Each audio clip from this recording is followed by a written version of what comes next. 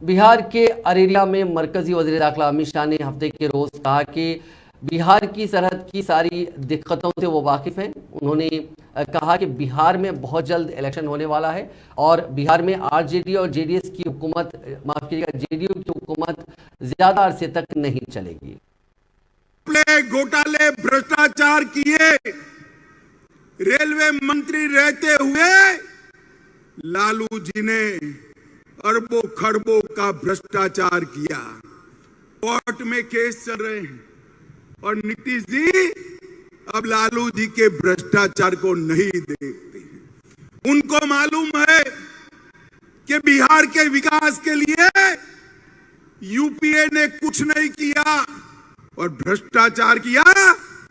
UPA के नाम से वो नहीं आ सकते हैं, इसलिए इंडी अलायंस के नाम से वो आ रहे हैं। मगर पहचान कर रखना, नाम कोई भी बदले, ये वो ही लालू प्रसाद यादव है जिसने बिहार को सालों तक पीछे धकेलने का काम किया।